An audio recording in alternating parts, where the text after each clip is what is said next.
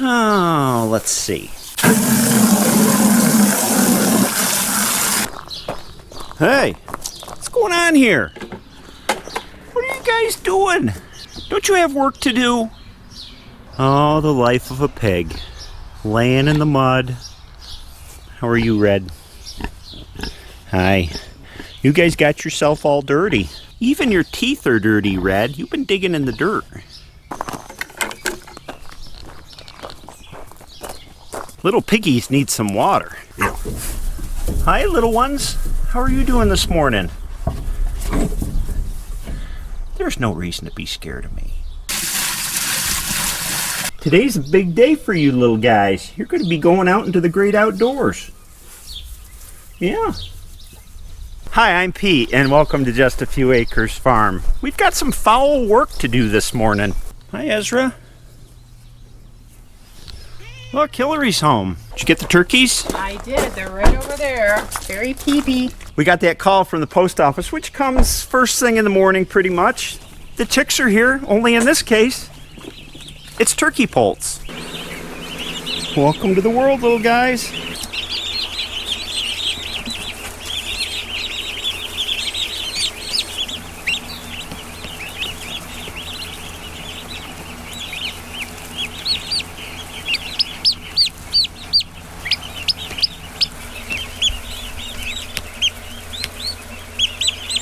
They see themselves on the camera screen and they peck at it. What is that? Turkey poults are really fragile in their first couple weeks, so when we first water them, they get vitamins and electrolytes in their water that the hatchery supplies. Yeah. And we withhold feed for 2 hours, which makes a huge difference. Give them water right away, withhold feed. Mm-hmm. We're only growing 30 of these little guys this year. 31 came. Hopefully they'll all make it.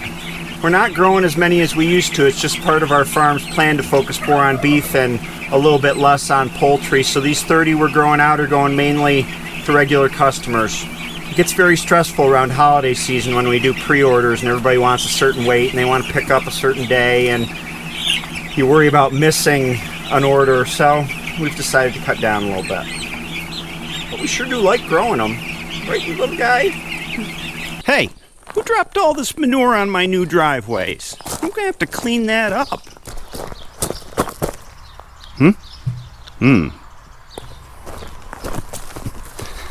Yeah.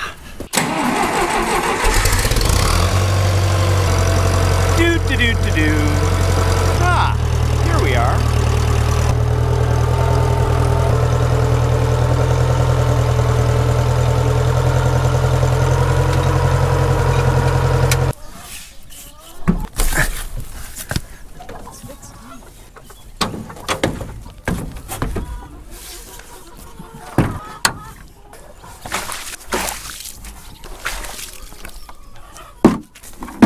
Today is the hen's favorite day of the week, moving day.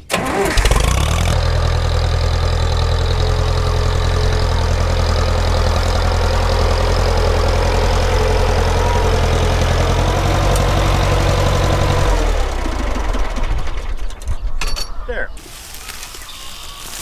I think we've done this before. Yes, we have. This is the easy part.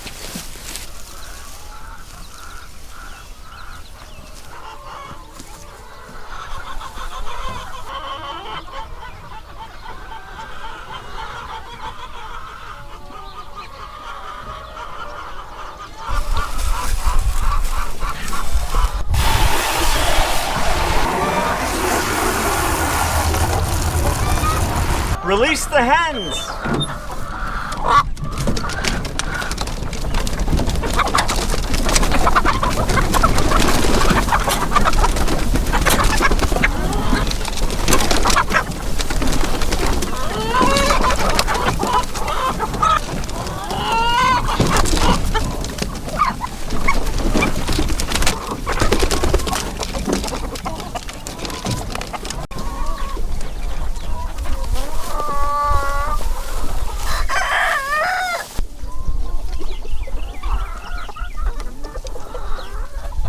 It has been really dry.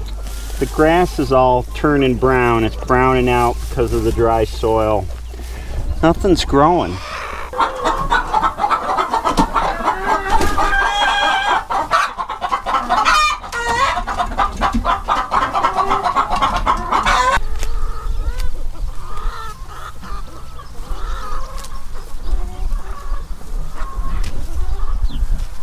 You pigs are still just laying around? You even missed Oprah. 20 equals 22, you know. Because 20 is 20, and 22 is 22. Now it's time for my favorite part of the day.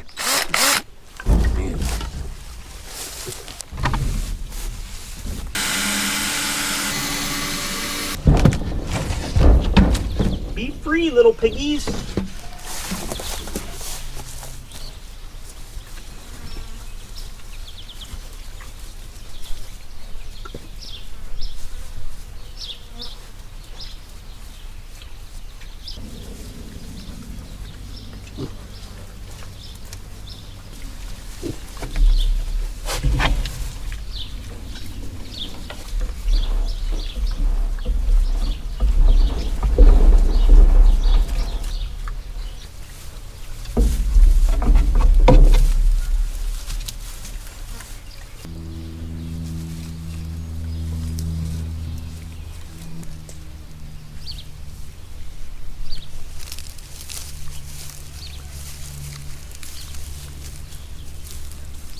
It didn't take them long to come out and get busy.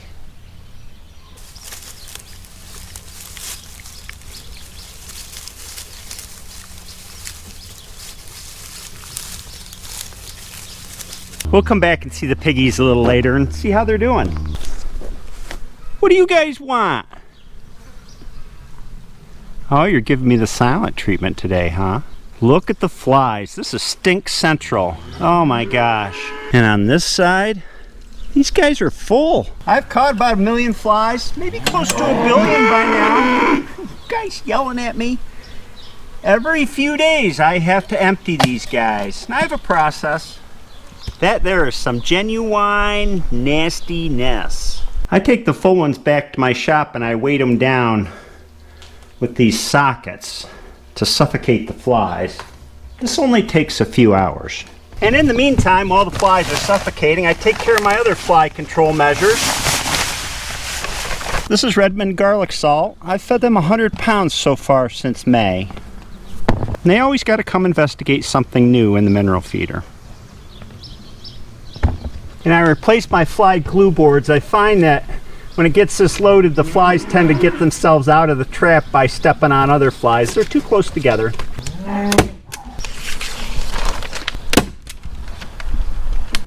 And just a couple minutes later, these poor devils are already stuck onto it. Same on this side, they're buzzing here. You got stuck, you're not getting out. And I saved these used glue boards for my later celebration. You'll see. Oh, John got up, but Red's still laying there. I don't think she's gonna do anything today. John's laying in the pen with his head out the door. Boy, did they make a mess of their pen. They dragged the mud in here. I told them to wipe their feet before they came in.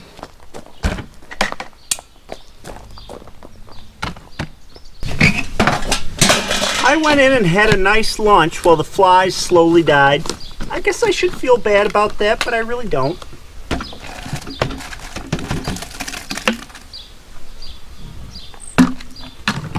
Phew. If you have never smelled rotten flies, you're really missing out.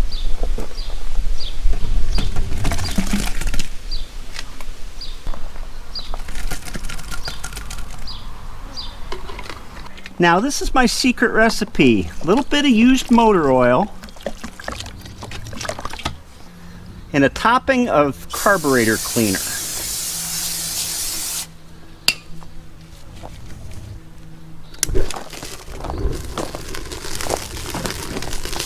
It's the frying sound that gets me. Then we wait a few minutes for the motor oil to get lighted. It's getting there. And for the coup de grace, we add a nice topping of dead flies on fly paper. Actually, I usually crumble it up. Oh, the smell is just delicious. Oh, there's some maggots still alive in there. Huh. Somebody once told me that lamps get lighted and sailors get lit. Or is it the other way around? Do vegans get mad when you kill flies? If only I had some marshmallows. You probably think I'm goofy for doing this, but the first couple times I dumped flies on the compost pile, I noticed there was a whole swarm of live flies buzzing around the dead flies, and they were providing food for the live flies. So I said, well, enough of that. I'm going to burn them, and that way I won't have that problem. So this is my official fly burn bucket. After the burn goes out, then I just put the lid on it, and I've got a nice sealed bucket, and the flies are dead. Now you may have noticed that when I dumped each jar, I left a good sampling of flies and some of that delicious liquid in the bottom, and that keeps the fly trap stinky, so all I got to do is fill them up with water back to the fill line, and they start catching right away. No warm-up period. Who knew life on a farm could be so fascinating, right? No. And then we hang them back up and they're ready to start catching again. Look at all the flies this has caught already. It's only been like an hour and a half. Crazy.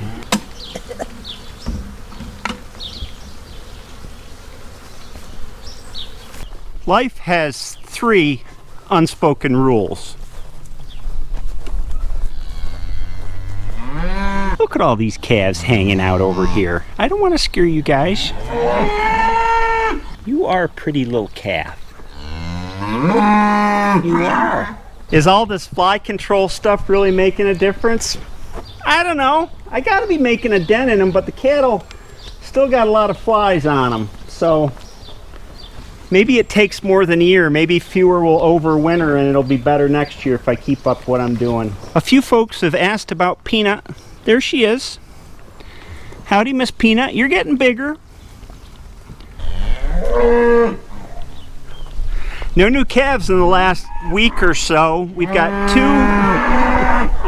that are ready to pop, but they haven't popped yet. Are you guys? I got nothing to feed you, and that's the problem. We ran out of pasture about 2 weeks ago, and we've been feeding hay ever since.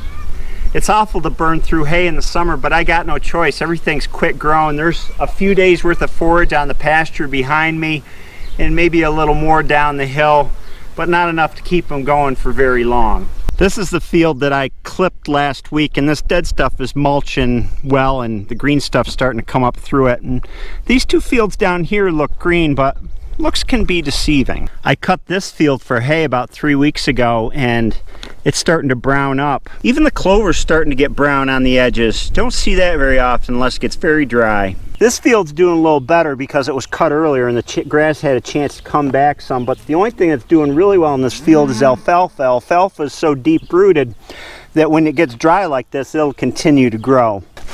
Here come the cattle. They know where I am. Hi guys, what do you think? Do you think we should go on this field? It'll give you a nice break from eating hay. Yeah, let's do that. All right, guys.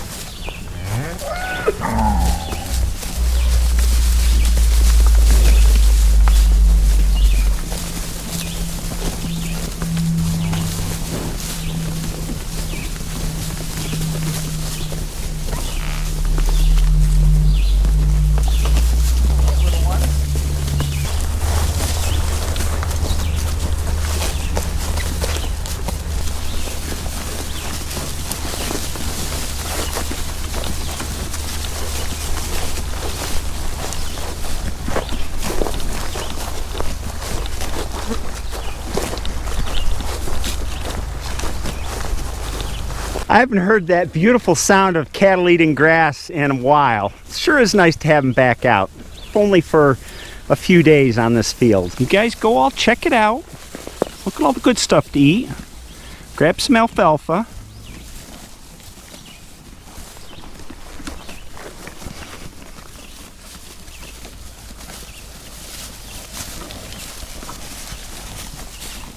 This here is alfalfa, excellent dry season grower, very high protein plant, highest in protein when it's younger than this. This is starting to go to bloom, but still a lot more protein than straight grass. You guys know where the good stuff is. course, having let the cattle into the new pasture, got to walk the perimeter of the fence and make sure it's all fine. Especially the gates. That one looks all right. And on down the line here.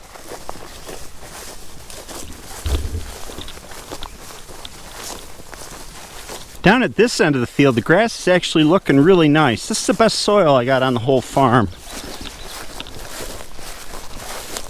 Gate number 2 looks all right.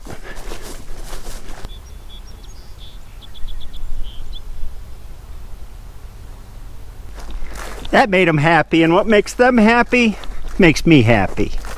Let's go check on the piggies. Where did they go?